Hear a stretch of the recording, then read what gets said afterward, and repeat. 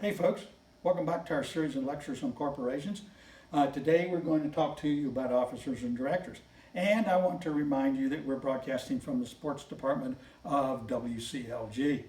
Today I'm wearing a hat from the Japanese Professional Baseball League, the Japanese Yomiuri Giants, their team in Tokyo. And I'm also wearing my Giants Hawaiian shirt, which I think is kind of cool because it's a beautiful day outside, as usual. So anyway, today we're going to talk about officers and directors a little bit. Remember last lecture I said that if you have one shareholder, you need only one director. You may have more, but you must have at least one. Two shareholders, you must have at least two directors. You may have more, but you must have at least two. Three directors, you must have at least three shareholders. Three shareholders, you must have at least three directors, or as many more as you want. But if you have more than three shareholders, like 100 or 1,000,000, you only need three directors. Now, many large corporations, of course, have boards of directors that are much bigger than three, 15, 20, 30 sometimes. But anyway, that's what the law requires. Okay, so today we're going to talk about officers and directors. Officers and directors owe certain duties to their corporations. They must do certain things for their corporation. The first duty they have is the duty of care.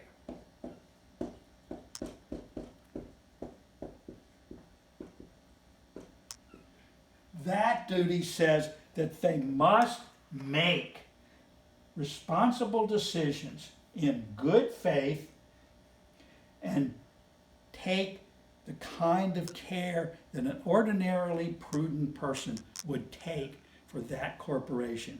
That is a duty of care.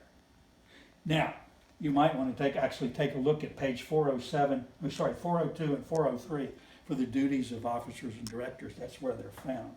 The next kind of duty that the officers must take is the duty of loyalty.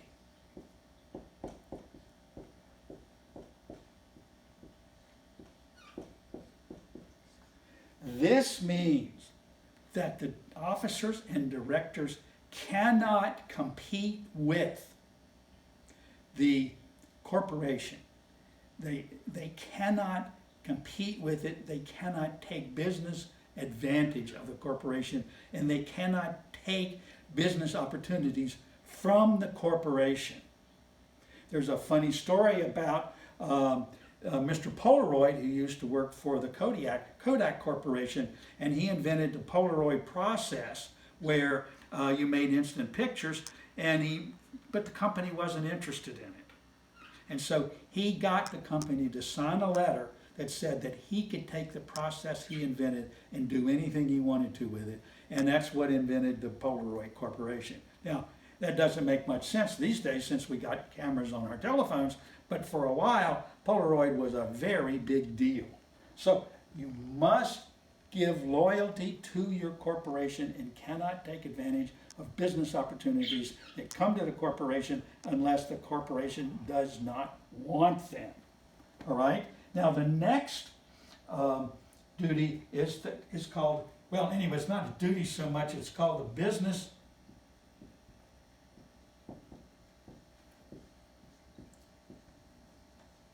judgment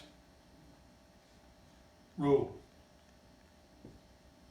This means that if you operate under the business judgment rule as an officer or director, you will not be found liable for something that happens to the corporation because you made a bad business decision.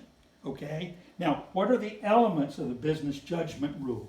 The business judgment rule applies that you must take reasonable steps to be informed about the decision.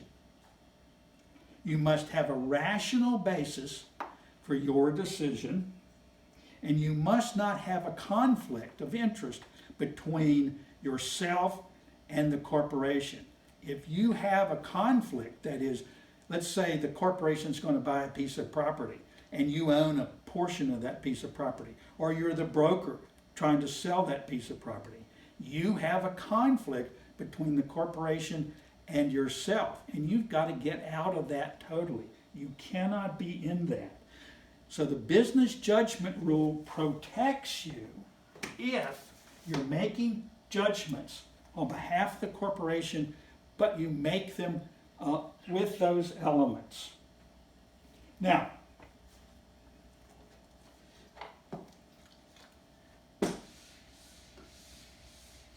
remember I said that you are, as a shareholder or an officer or director, are protected by the limited liability of the corporation.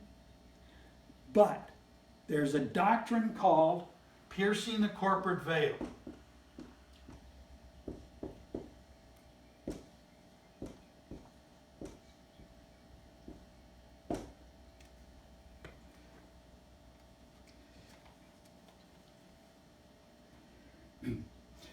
This means that it is possible to pierce the corporate veil and get at the shareholders, officers, and directors. For example, there's you over there, here's the corporate veil, and here's the liability. Normally the liability gets stuck in the corporation. Sometimes what happens is the liability passes through the corporation and gets right to you. When does that happen? Well, it may happen if you violate the business judgment rule that we just talked about. It may happen if you commingle personal money with business money. You, for example, write payroll checks on your personal account, or you write a mortgage payment on your business account. If you commingle your business money with your personal money.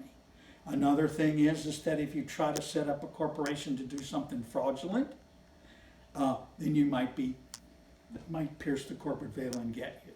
Another thing is this thing called thin capitalization. For example, if you set up a corporation to put a optical fiber network all over the United States and you fund it with $10,000, is that enough money to put an optical network all over the U.S.? No, of course not. Probably 100 million is not enough. But if you thinly capitalize your corporation, you may very well have the corporate veil pierced, and you might have personal liability for business debts. Now, the last thing I want to mention on the corporations is that if you go to pages 411 and 412, Exhibit 18-2, it sets up all the kinds of business structures that we've talked about. And it talks about the pros and cons and the different elements of those business structures.